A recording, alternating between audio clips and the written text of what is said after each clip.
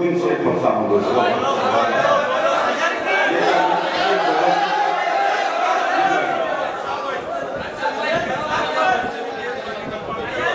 सुने मतलब मुझको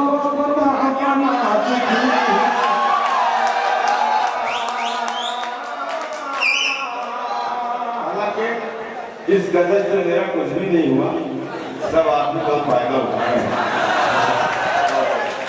अगर आपका फायदा होता अल्ताफ भाई हर शायर यही बोलते हैं अपने आपको वैसा आपको तो मेरे को बस गजल लिख दी आप लोगों के लिए। हमारे समझी साहब रिश्तेदार हैं, हालांकि उन्होंने भी ये सब किया होगा। मैं पढ़ता हूँ, जी लगा के सुने दोस्तों, 2-3-4 शेर मैं पढ़ता हूँ।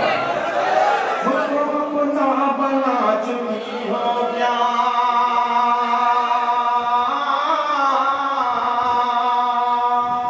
मुझको अपना बना चुकी हो क्या, मुझको अपना बना चुकी हो क्या, मुझको अपना बना चुकी हो क्या।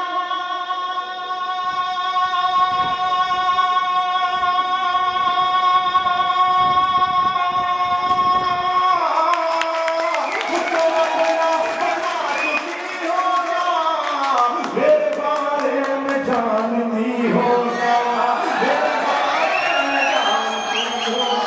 मत बताइए, मत बताइए। मेरे